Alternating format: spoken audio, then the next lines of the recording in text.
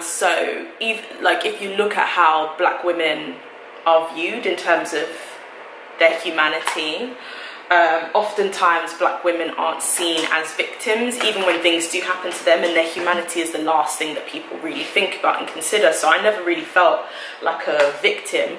But we're also talking about an abuser who's gotten away with something for a very long time, and someone who has used their privilege and their wealth and their status to manipulate not only the public but also young black women. And for a bit, hi guys, my name is SincerelyOghosa. I look crazy because I'm doing a hair get ready with me, and I upload beauty, lifestyle, and straight talking videos, and occasionally funny videos too. If you haven't subscribed to my channel, please do subscribe. Click the subscribe button. I feel like I may have hit my goal of 40,000 by now. I haven't checked because I've been off YouTube for a bit, but please do subscribe if you want to see dope black girl content in your subscription boxes every single week, twice a week.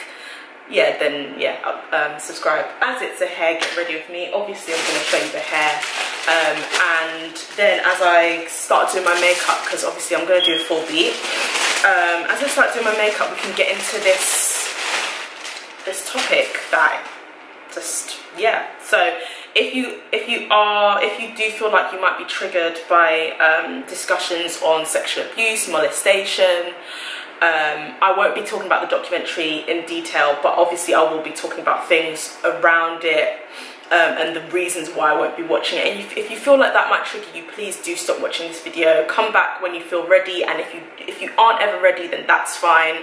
And I wish you so much healing with your journey.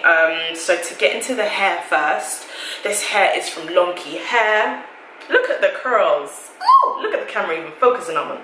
So this is 3 bundles and a frontal, and I know this is very unorthodox, but I've put in some wig clips so that it just stays at the back of my head, because I'm going to do like a half updo. Where are my combs? I'm going to do a half updo style with some bantu knots and stuff at the front.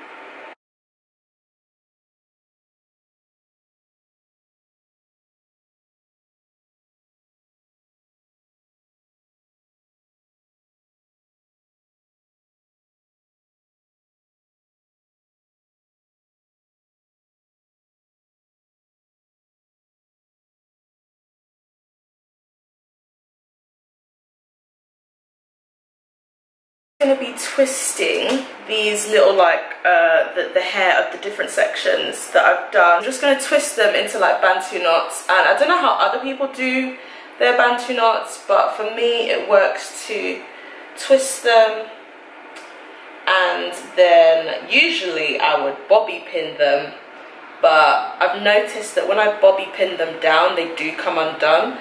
So I'm going to try to do elastic bands, and I know, trust me, I know how bad elastic bands are, but I don't know any other way to keep them secure. So if you guys do know another way to keep your bantu knots down, your mini bantu knots, I feel like big ones won't be a problem, your mini bantu knots secure, then let me know. That's how it should look.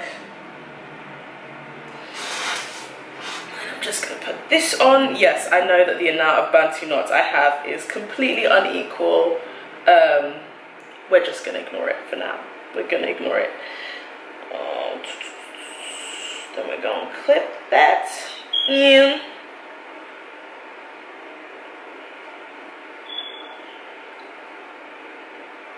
Yeah, I took off the wig because it was really difficult to do the bantu knots while the hair was still on, but yay!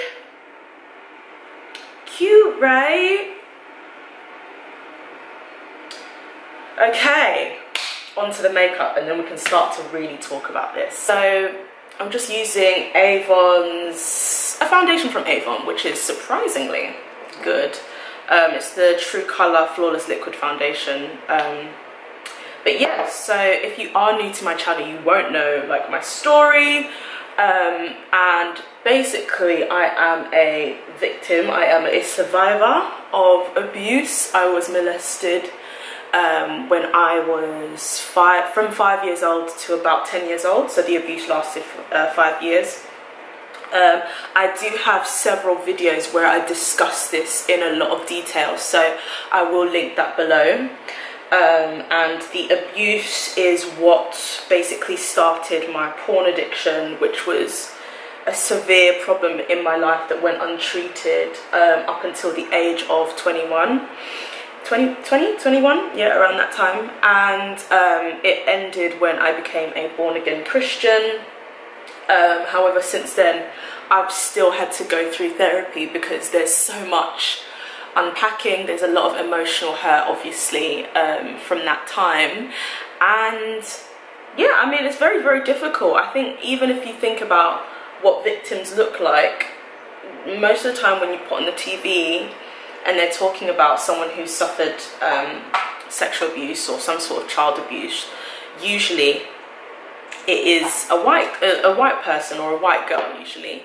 And so if you look at how black women are viewed in terms of their humanity, oftentimes black women aren't seen as victims, even when things do happen to them, and their humanity is the last thing that people really think about and consider. So I never really felt like a victim until I realized I didn't feel like a victim while the abuse was happening, but afterwards I realized that it wasn't normal what was happening to me. And that's when, after I became a Christian, I started therapy at the age of, oh my gosh, how was I? How old was I? 23, 24? And I started going to therapy.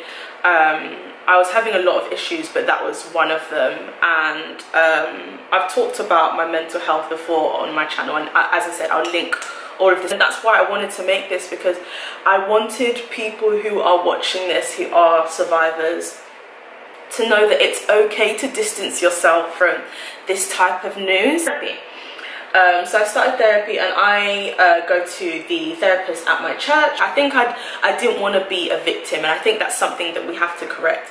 I think there is such a thing as, and not putting abuse to the side, there is such a thing as like acting like a victim. Obviously, like, we all know that that can be incredibly dangerous and toxic, but at the same time, for people who have actually experienced abuse, they need to own that something terrible has happened to them.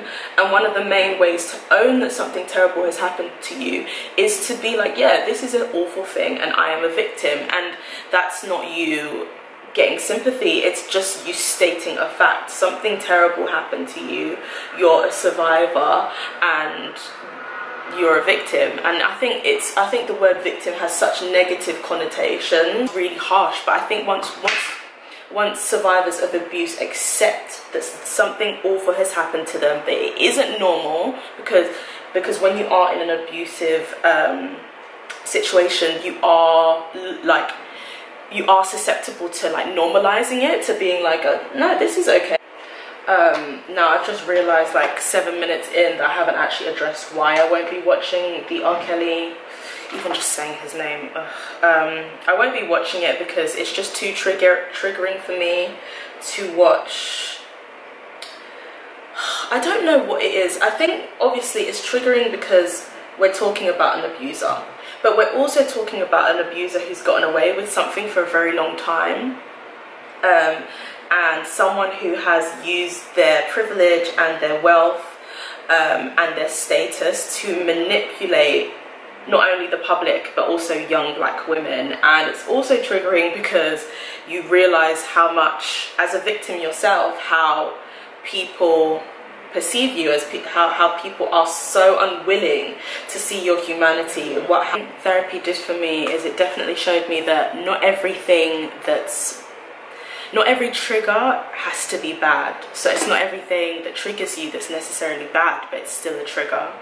And so despite the fact that the documentary is great, it can still be a trigger for some people. One of the ways that you can get therapy, especially in the UK, is through the BA, Black and Asian Therapy Network. So BAATN. and this is a database full of like Black and Asian therapists who work in the UK, and I believe some of them are also on the NHS.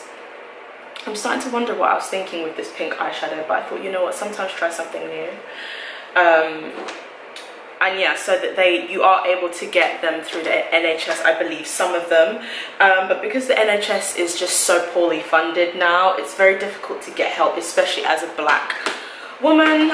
So yeah, the BAATN is a definitely great shout. Another resource that you can try is BetterHelp, and I've worked with BetterHelp before, and BetterHelp are basically an online therapy network. So you're able to get your therapist online, you're able to have phone calls with them, you're able to have texts with them, you're able to have video chats with them. So it also means that if you're unable to kind of be meeting your therapist every week, or you know, however often you want to meet them, you can just do it through BetterHelp. I do have a coupon link which I will link below. I think one thing the internet's taught us is that I don't think people actually know how to be nice human beings. Not everyone, but a lot of people just aren't. They aren't sensitive, and that's why you've got some comedians making skits out of this whole R. Kelly thing. One thing that I found as well is that it's not until, and this is terrible and disgusting, but it's not until something personally affects someone that they will take it seriously. And that's a red flag. It's a major red flag. In fact, the flag is crimson at this point. And that's why, like, carving your mental space on social media is so important. Making sure you're very careful about who you follow. If someone says something that offends you or makes you feel upset or triggers you, don't feel any way about meeting them or even just unfollowing. Like, just don't feel any way, because nothing should stand in the way of your mental health. So I'm just going to be using the Naked palette to put like a pink called Bang Bang.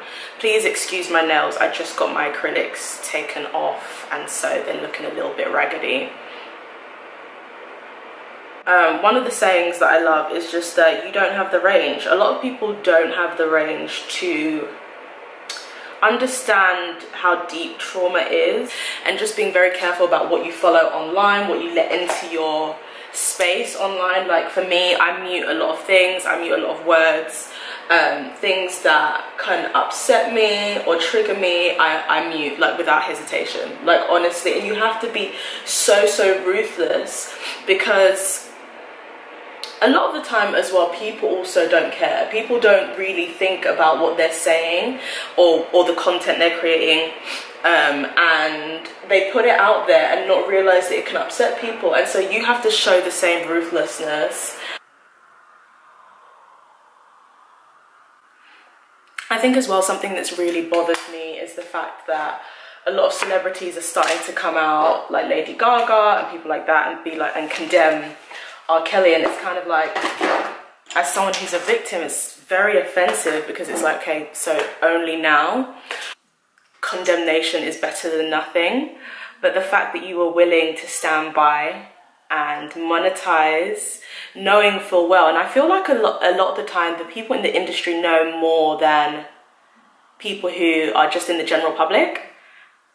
And I'm just noticing that, like, a lot of people's fans will still be so supportive even after finding out that they've worked with R. Kelly, and that they're not even Lady Gaga. I would have liked if she was just like, the proceeds from that I got paid from the music or whatever, I'm going to donate to this charity for Black women, or this charity for sexual abuse victims. But yeah, I hope that you have enjoyed the video. I hope it's been helpful and informative. I will leave all of the resources below, so the BetterHelp coupon code and the link to BetterHelp I will leave, and the BAATN website I will leave below, and all of my videos that I've done on therapy and abuse and mental health and awareness and all of that, I will leave below as well. And I will leave below all of the products that I've used, because I use quite a few new products, some Avon stuff, some Urban Decay stuff,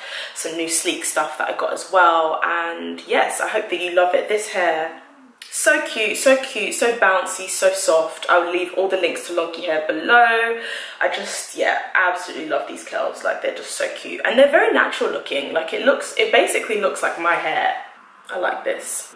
But yes, I hope you enjoyed the video. If you did, please do subscribe and stay tuned for my next one. It'll be out probably tomorrow, which is quite soon. But yes, see you guys soon.